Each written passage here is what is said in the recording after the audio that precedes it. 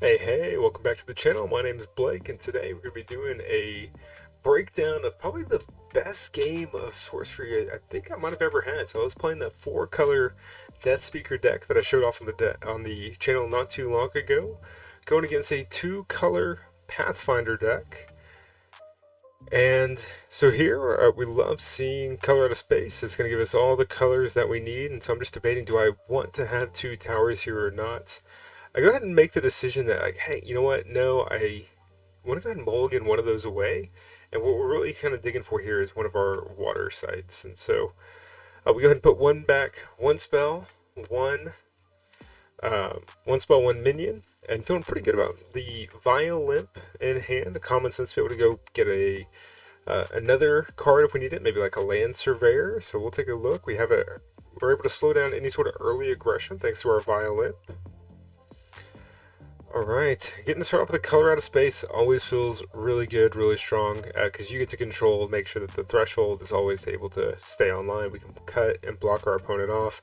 We get our second water threshold, but we want to go ahead and go to 3 mana here, be able to draw a card.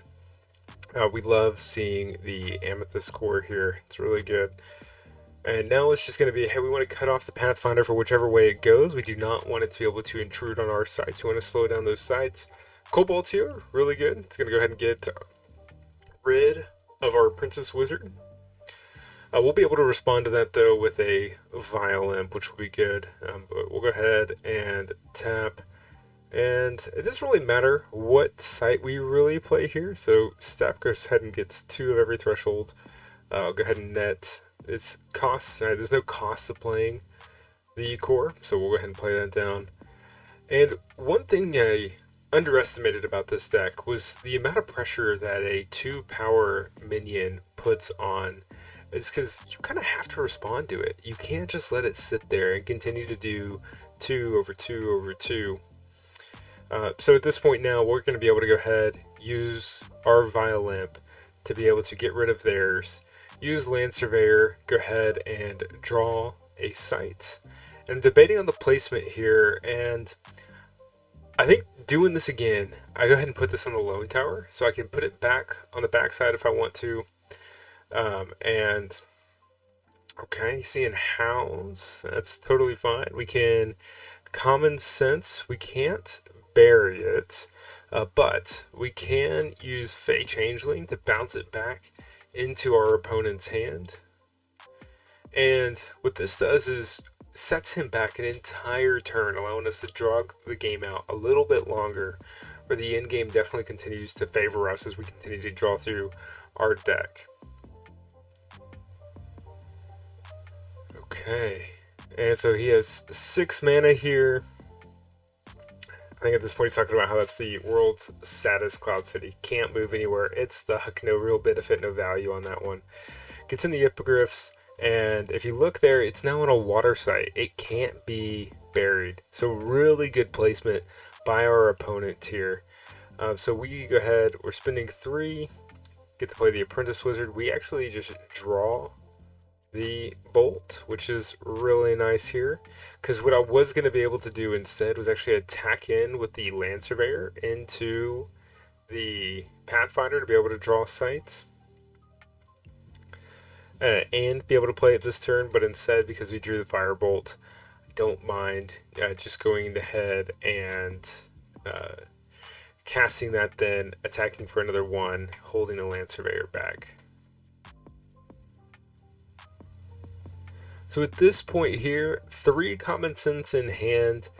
We already have a berry, so it's kind of Violence is probably a good target to be able to get with these.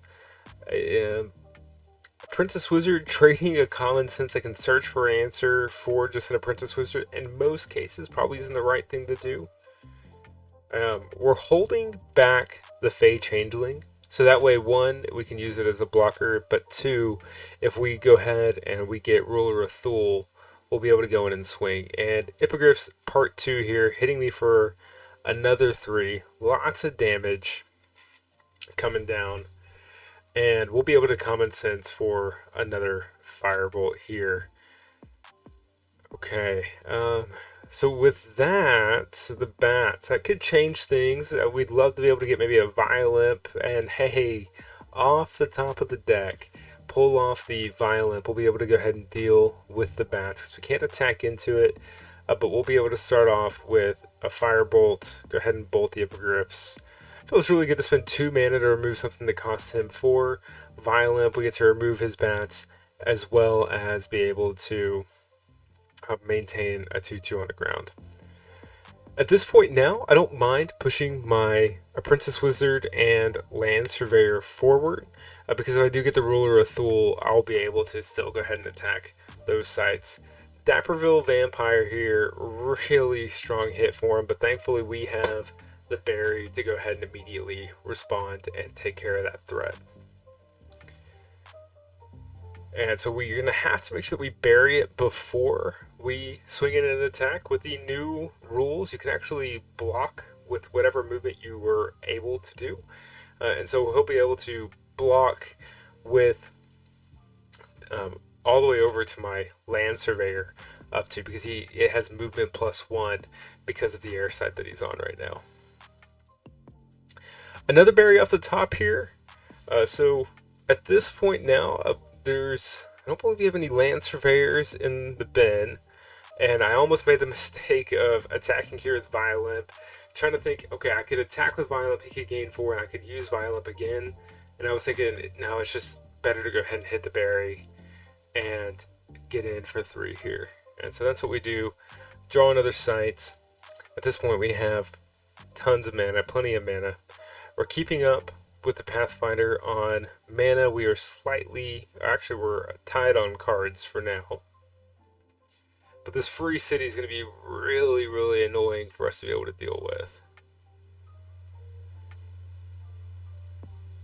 So at this point, our opponent has a ruin. He has 2 places that he can go. He can either go away from us on the corner number 20, or he can kind of come play towards us on 14. I think he goes ahead and plays it out on 14. This allows me to be able to strike into him. I think 20 probably was the safer play. He has a Violent in the bin that I would be able to use and actually go ahead and attack hit his Pathfinder for 2 right then with. But it said he does have a pretty good, strong follow-up here, where I think he's doing some math to calculate in his head, but if you remember earlier, we used the Fey Changeling, we bounced the Hounds back into his hand, and he has the Hounds, he has Kobolds. Kobolds goes ahead and kills the Violent here. And this is where I actually end up making a bit of a misplay. One thing that's really important to do whenever you're playing sorcery is read the card. I don't know if you've ever read the Hounds card before, but Hounds has just a little bit of text on it, and when I say a little bit, I mean quite a bit. So one of Hound's abilities, not only does it have Airborne, which means it gets +1 movement right now while it's atop that site, but it also has Burrowing.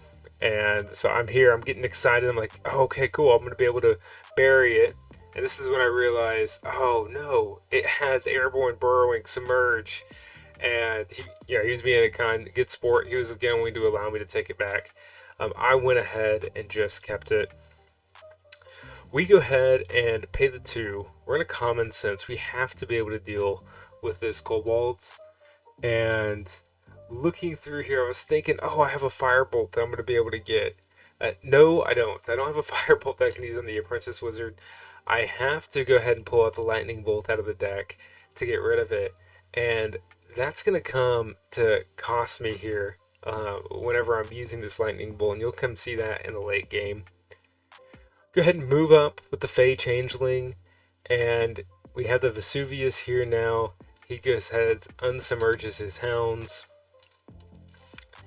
and feeling pretty good about the amount of pressure that we're able to put, but I am hurting now that I use that berry to not kill, but just to slow down for a turn.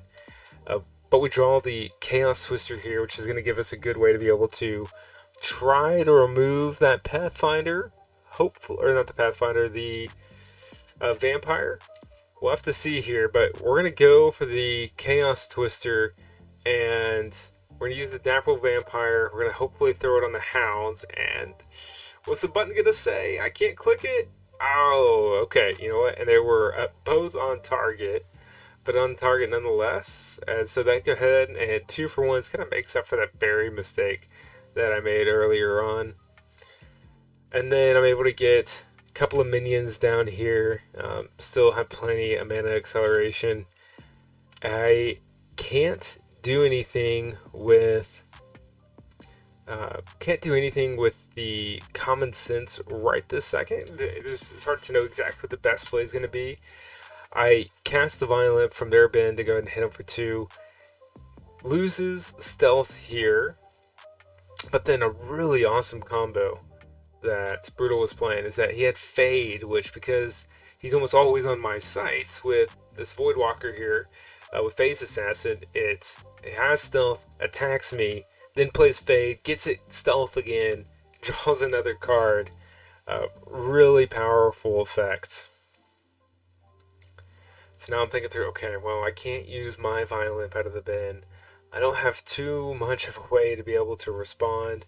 I can't attack into the has airborne, so I can't attack into the beetle over there. So I'm like, okay, well, might as well common sense. This top deck isn't doing much here for me. And I'm trying to think, I think I pull out the Apprentice Wizard because at this point now, there's really nothing it can search for me. Berries are gone. We go ahead and just cycle it, get the Apprentice Wizard, and then we draw the Violent. And at this point, we're like, okay, well, we know that the beetle's going to try to stop us somehow, and so it's just slowly starting to hit for 1. I'm trying to think through, hey, is there a way that I can go where he doesn't 2-for-1 me? That's kind of what we were going for here. And so now this is where I give him the opportunity to 2-for-1 me. If he wants to throw his beetle in here, he can. But he did some really good math, realizing that, oh, he's actually not going to be able to. I can't take him to Death's Door here. And with me not being able to take him to Death's Door, he doesn't actually have to block. So, bit of a shame. That would have been a great way to get him to Death's Door here. Hits me for another 3. Has another Fade to draw a card. So he spent 2 mana here.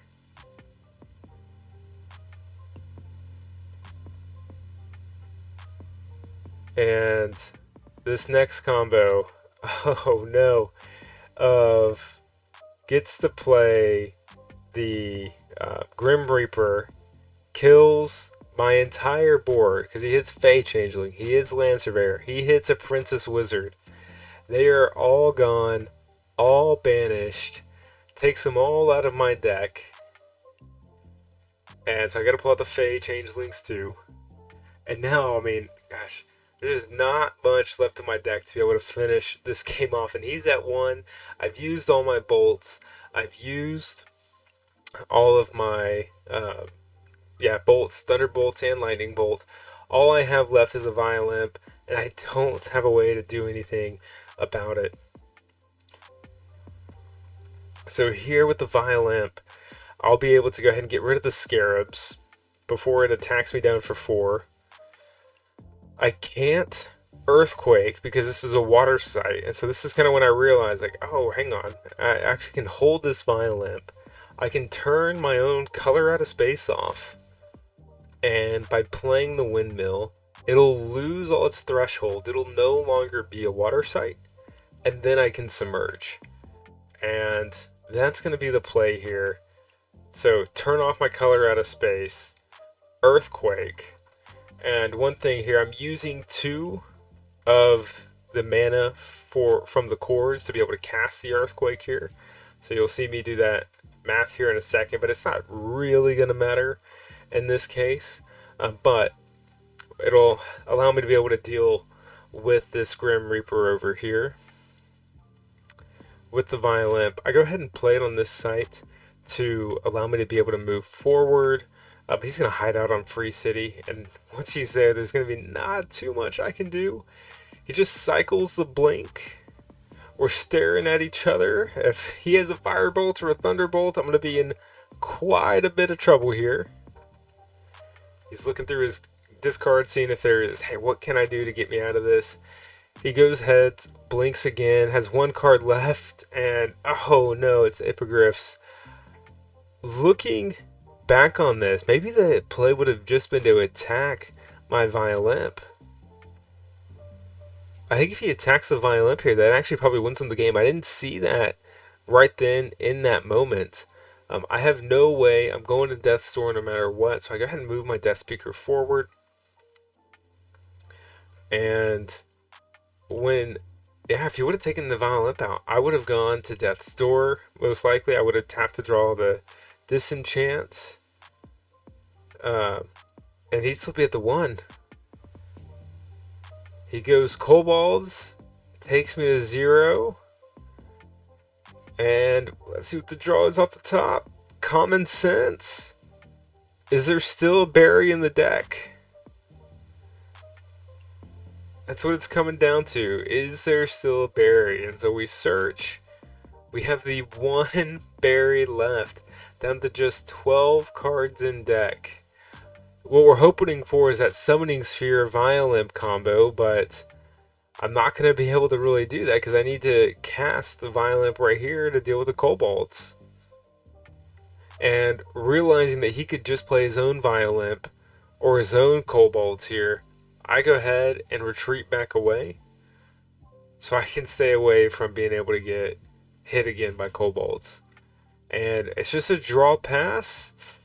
Okay, Grandmaster Wizard, that's going to let us draw 3. Now we have a blocker, but it's not going to stop any sort of firebolts. Okay, can't Chaos Twister our own guy because they had 0 power, so it's just going to be 2 cores and a pass. Okay, he has the bats. He has Infiltrate. Goes ahead and gets rid of my Grandmaster Wizard here. We draw another Grandmaster Wizard, but for 3, because of the Philosopher's Stone, we got to go for it. We got to go for the bats on the Pathfinder here. It comes down to this. Oh, and we hit the on-target Chaos Twister, pushing the bats on top of the Pathfinder, ending the game. Alright, that's going to do it. Brutal. Thank you so much for the great game. Probably the best, most stressful game of Sorcery I have played thus far. But before you all click off, I need your help. I need you to like the video, comment, subscribe to the channel for more Sorcery content here. My name's Blake. Thank you all so much for watching. Have a blessed day. Take care.